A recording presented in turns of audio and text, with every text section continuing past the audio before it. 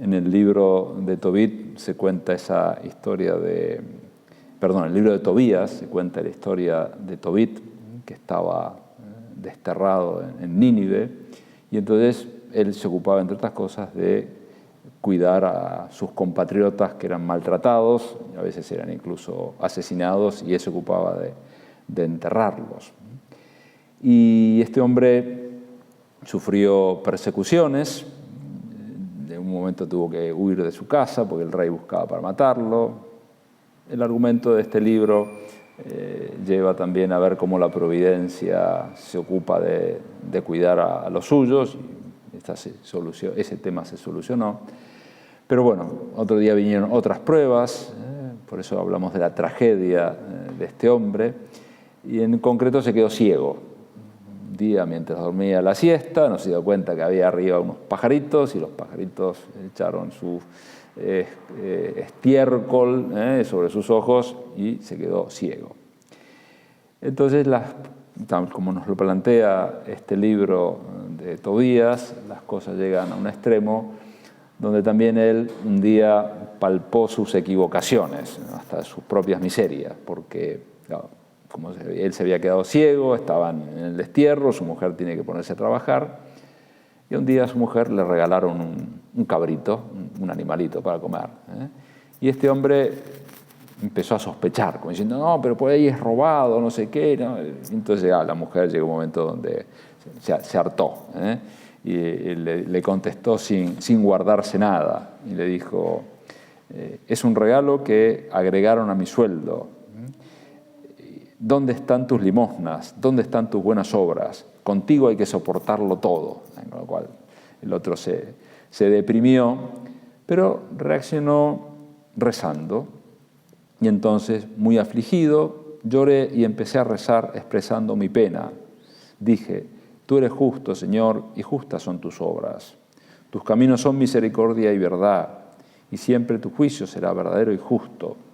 Pero como él estaba especialmente desanimado, además de pedir perdón de sus pecados, dice que en el fondo pide, obra como quieras, quítame la vida y conviérteme en polvo, porque prefiero la muerte a la vida. Entonces estaba el hombre especialmente desalentado, pero pide a Dios. Y este libro nos presenta también en paralelo la historia de una mujer, también judía, Sara. Una historia también curiosa, porque se había casado 7 veces y cada noche de bodas, cada vez que se casaba, antes de tener relaciones matrimoniales, moría el marido, porque había un demonio, que acá lo llaman con el nombre de Asmodeo, que se ocupaba de matarlo, con lo cual esta mujer también estaba especialmente desalentada, desanimada. Y hubo un día en que una de sus empleadas la hiere con una crítica malévola y le dice, tú eres la que ahoga a tus maridos, ya has tenido 7, pero de ninguno has disfrutado. ¿Por qué entonces nos castigas? Puesto que ellos han muerto, vete con ellos y que jamás veamos hijo o hija tuya. No, la mató. Entonces esta mujer también reacciona rezando. Y dice, bendito sea Señor mi Dios, y bendito sea tu nombre santo y glorioso por los siglos. Que tus obras te bendigan por siempre. Hacia ti vuelvo mi rostro y mis ojos. Ordena que me libren de este mundo para que no escuche más insultos. Tú sabes, Señor, que soy pura de todo contacto de hombres y que jamás manché mi nombre ni el de mi padre en este país de destierro. Soy hija única de mi padre. Él no tiene ni hijos que puedan heredar de él, ni pariente próximo. Y sigue diciendo, después de perder 7 maridos, ¿para qué quiero la vida? Si no quieres darme la muerte, Señor, apiádate de mí. Ordena que me respeten y tengan compasión de mí, que no escuche más insultos. Entonces, en paralelo, el autor del libro sagrado dice que cuando estas personas, tanto Tobit como Sara, rezan, Dios los va a ayudar y en concreto va a enviar a Rafael, al arcángel Rafael para que los ayude. Entonces se nos cuenta cómo Dios decide prestar ayuda a estos dos hombres. Y entonces, bueno, en ese momento las oraciones fueron ayudadas, fueron escuchadas. Oyó Dios la oración de Tobit y la de Sara. Envió al ángel Rafael para devolver la vista a Tobit y entregar a Sara por esposa a su hijo Tobías. O sea, de alguna manera empiezan a confluir las dos historias, porque Rafael, que se presenta con el aspecto de un hombre joven, va a acompañar a Tobías, el hijo de Tobit, a un lugar lejano donde le deben dinero, entonces va a poder recuperar ese dinero. Y además le enseñó, un día que pescó un pez concreto, le dijo que guardase el hígado, el corazón y la hiel de ese pescado porque podría serle útil. Y en concreto le va a servir para devolver la vista a su padre y para, cuando la historia confluya y resulta que se casan los dos, pone en un brasero, pone la hiel del pescado, pone el hígado y el corazón, y con eso espanta al demonio Asmodeo. Y entonces se casan, sobrevive, no tiene esta desgracia, y empieza todo. Por eso decía la historia feliz. A ver, esta historia nos dirá a cada uno de nosotros lo que Dios pueda inspirarnos. Estamos tratando de hacer oración. Señor, ¿qué me querés decir a mí con estas palabras de este libro santo?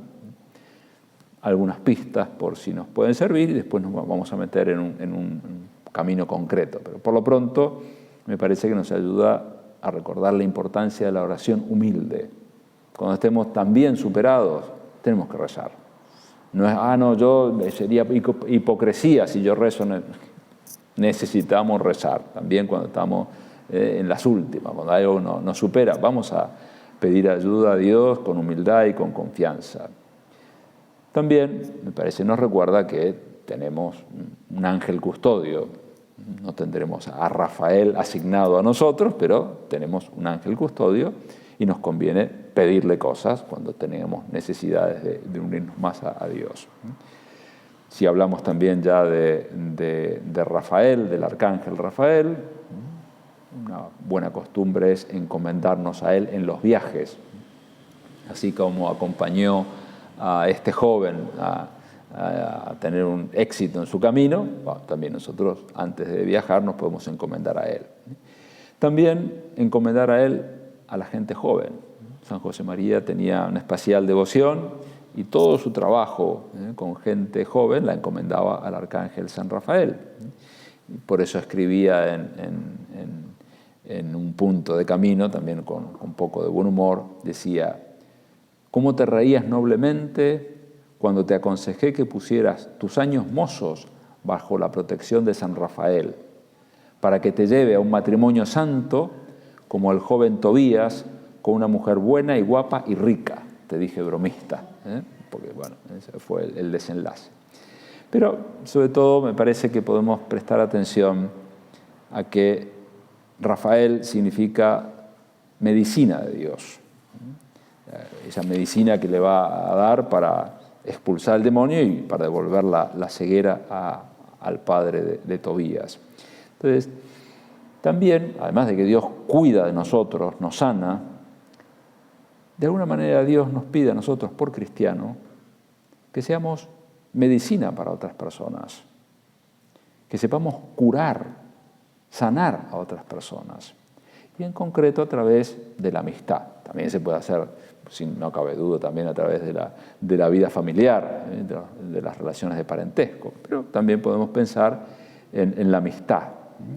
Dios quiere que ayudemos a otras personas cuando sufran, y también para que los podamos acercar a Dios, que eso es otro tipo de sufrimiento. A veces no se dan cuenta de qué es lo que les está pasando y es que están lejos de Dios. Y Dios quiere que seamos nosotros medicina de Dios. También para relacionar esto, al preparar la meditación, me acordaba de esa novela de Los Miserables, que, bueno, una novela larguísima, pero que en esencia recordarán las que lo han leído o han escuchado los musicales o han visto alguna de las películas, todo gira en torno a la conversión de Jean Valjean, que es un ex convicto, un ex presidiario, que había sido puesto preso injustamente y que sale de la cárcel después de muchos años endurecido, una piedra. Y bueno, es rechazado por muchos, hasta que una noche un obispo anciano, un santo, le da alojamiento. Y este hombre, insisto, más duro que un pedernal, resulta que termina robándole al buen obispo los cubiertos de plata que había. Y entonces se escapa en medio de la noche, lo agarra la policía y al día siguiente lo pone de vuelta delante del obispo para que le devuelva lo que había robado. Pero este obispo es tan bueno que dice, no, él no me lo robó, yo se lo regalé. Es más, te olvidaste algo que te di. Y le trae unos candeleros de plata. Él con el tiempo va a decir que para él esos candeleros eran de oro, porque el valor también afectivo que tenía, como lo cambió. Bueno, se va y todavía sigue muy duro. De hecho, se encuentra con un chico, un gitano, que tiene una moneda valiosa, y se la roba, y sale corriendo. Claro, ahí para él fue un punto de inflexión, cuando después se puso a reflexionar lo que había hecho, con toda la bondad que había recibido, lo habían tratado con misericordia, le habían perdonado la cárcel, le habían dado candeleros de plata y cubiertos, y él le robó una moneda. Ahí empieza a llorar y empieza toda su conversión, y a partir de cambia. Entre otras cosas porque el obispo le había dicho, cuando le entrega eso, le dice que tú eres un hombre nuevo, tú has sido ganado para el bien. Esas palabras son las que lo conmueven y bueno, empieza a partir de ahí una vida, sigue prófugo de la justicia, pero cambiando su identidad empieza a hacer un montón de bien, muchas veces ayudando a muchos miserables, gente que está en situaciones extremas. Bueno, y todo, en el fondo este hombre es un santo, pero está ayudando a muchas personas. ¿Por qué traigo esto a este rato de oración? Bueno, nadie se ofenda, pero salvando las distancias, nosotros también tenemos nuestras miserias. No es que seamos ladrones, pero bueno, a Dios le hemos robado muchas veces la gracia, le hemos robado su bondad, no le hemos aprovechado. Y estamos llamados a ser un hombre nuevo. Y hemos recibido mucho más que unos candeleros o candelabros de plata o cubiertos. Hemos recibido la sangre de Cristo. Y Dios nos pide que cambiemos y que seamos santos y que ayudemos a otras personas. No estoy diciendo que todos necesariamente tienen que ocuparse de los más desdichados y que además tienen que salir a buscarlos. Pero sí que tenemos que tener entrañas de misericordia. Compadecernos de los demás. Sean misericordiosos, como mi Padre Celestial es misericordioso. Tenemos que ser misericordiosos porque hemos recibido misericordia. Seguimos recibiendo misericordia. Entonces tenemos que tener un corazón, tenemos que tener entrañas de misericordia. No podemos ser duros como una piedra ante el dolor o la enfermedad del prójimo. Jesús puso un ejemplo muy gráfico que leíamos hace poco en la misa, que es esa parábola del buen samaritano, cuando alguien le pregunta quién es mi prójimo, y le cuenta cómo alguien que va de camino de Jerusalén a Jericó es atacado por ladrones y lo dejan molido, semimuerto, pero pasan por ahí casualmente un sacerdote y sigue de largo. No quiere lío, no se quiere complicar la vida, tenía cosas muy importantes que hacer y sigue de largo. Pasa por ahí también un levita, un diácono, podríamos decir ahora de modo más moderno. Sigue de largo, ni se ocupa. Y tiene que venir un samaritano que a los oídos de los judíos que estaban escuchando a Jesús esta explicación les chocaba, porque los judíos y los samaritanos no se llevaban para nada bien. Pero un hombre que tiene entrañas de misericordia, no se preocupa de la raza, ni la religión, ni la situación económica, y lo cura. Hace esas primeras medidas de primeros auxilios y después lo lleva a un alojamiento y ahí incluso paga para que lo cuide y después te pagaré lo que venga después. Bueno, nosotros en la vida también nos encontramos con personas que están al costado del camino malheridas.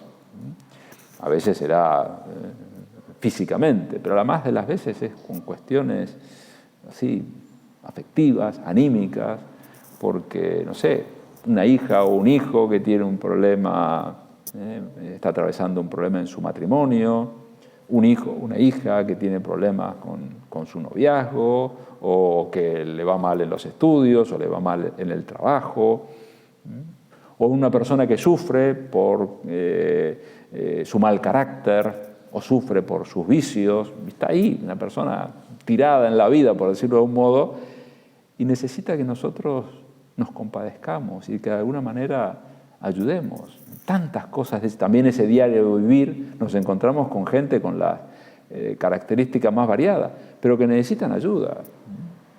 Entonces nos podemos preguntar, ya que estamos haciendo o queriendo hacer un rato de oración, ¿cuál es mi actitud? ¿Cuál es tu actitud ante el que sufra?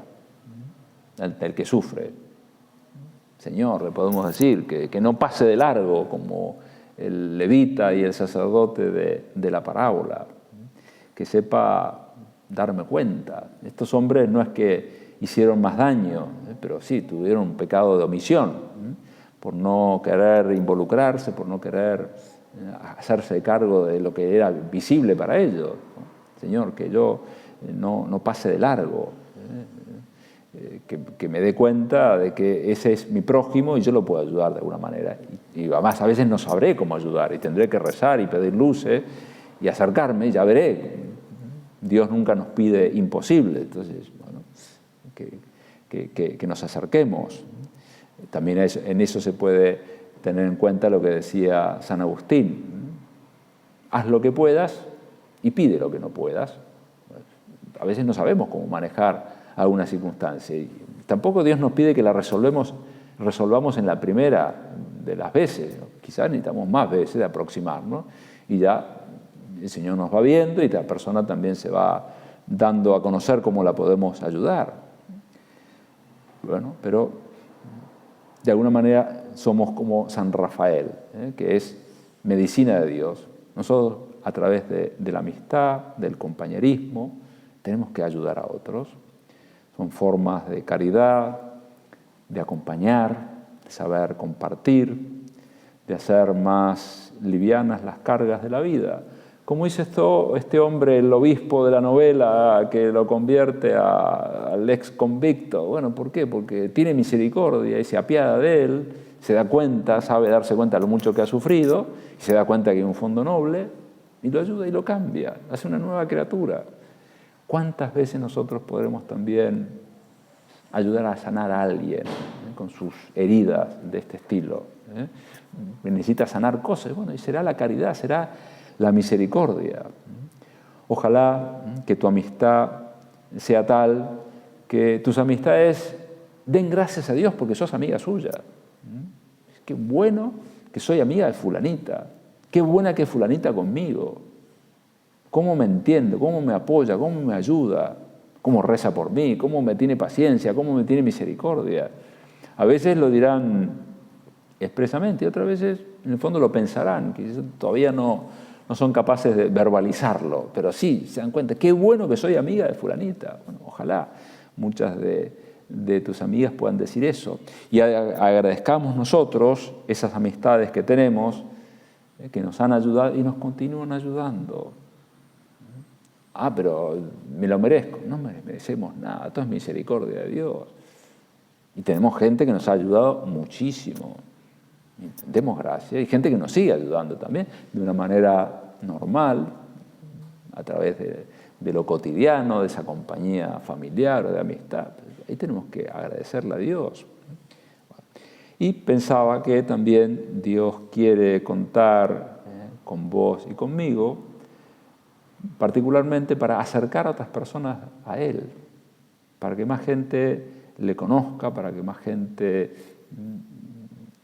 experimente que Jesús es, por ejemplo, el Salvador, aquel que puede sanar lo más profundo de nuestras necesidades, del pecado y de todas nuestras necesidades. Entonces, pongamos a mucha gente en contacto con Dios. Y a veces lo podrás hacer de una manera muy sencilla, pero sí es auténtica. Me viene a la cabeza aquella mujer que cuando descubrió algo que a ella le ayudaba mucho en su vida espiritual, decía con mucha naturalidad a muchas de sus amigas, ojalá hubiera descubierto esto antes. Bueno, con eso le estaba haciendo pensar, bueno, pues si esta amiga a la que yo aprecio está tan contenta con eso, ¿qué habrá detrás de eso? Quiero conocerlo. O aquel argumento que muchos de ustedes también a veces habrán dicho cuando, no sé, tratando de explicar la Eucaristía o la misa dominical. Ojalá no te lo pierdas. Más que dar una clase de teología dogmática y ojalá no te lo pierdas. A mí me hace mucho bien, a mí me ayuda. Y ese comentario positivo en la amistad, eso es también medicina de Dios. Eso siembra inquietudes para que una persona pueda también acercarse más a Dios. Y para poder ser así medicina de Dios, para ser una buena ayuda, necesitamos generosidad. Darle cabida en nuestro corazón a las personas. Si tuviésemos egoísmo, el corazón se endurece. No quiero complicarme la vida, yo bastante tengo con mis cosas, mi vida es complicada. Y no, Dios nos pide que tengamos generosidad para, por ejemplo, escuchar empáticamente a los demás. No quiero escuchar. Y sí, pero ahí está muchas veces lo que Dios nos pide, que sepamos escuchar. Y ya podemos hacer mucho bien a algunas personas escuchando. Bueno, también después podrá decir, bueno, ahora déjame hablar a mí, le podrá decir alguna. Pero sí, ya se entiende que eso requiere generosidad. Generosidad en el tiempo también. A veces una persona no tendrá tiempo porque tiene otras cosas que atender, sus familiares directos, pero esa persona a veces renuncia a su descanso, sus cosas que le gustaría hacer, también para darse con los demás. Generosidad para cambiar de planes, como el samaritano. El samaritano iba tranquilo, estaba yendo hacia Jerusalén y de repente se encuentra con un herido. Y bueno, y le llevó tiempo, mucho tiempo. ¿Por qué? Porque lo tuvo que atender ahí, después llevarlo a una posada o donde sea y conversar y enterarse. Y después incluso se comprometió a volver. Ya te pagaré a la vuelta lo que hayas gastado de más. Eso es flexibilidad para cambiar los planes. Y eso es generosidad. Señor, ayúdanos entonces también a saber darnos cuenta de que tenemos que a veces cambiar las cosas, porque lo que se trata es de servir, ayudar, curar, sanar. Y cuando nosotros estamos convencidos de lo bueno que es Dios con nosotros, es más fácil que seamos buenos con los demás. La conversión de este hombre que decíamos, de Jean Valjean, bueno, cuando toma conciencia de cómo lo han tratado a él, cómo lo trató ese obispo, bueno, eso es lo que lo hace cambiar.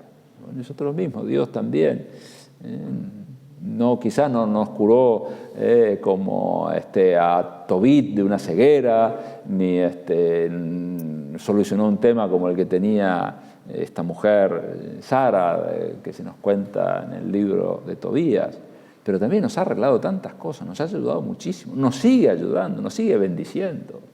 Entonces, también la gratitud como norma habitual de conducta, de darle gracias a Dios por todo lo que nos da, saca lo mejor de nosotros.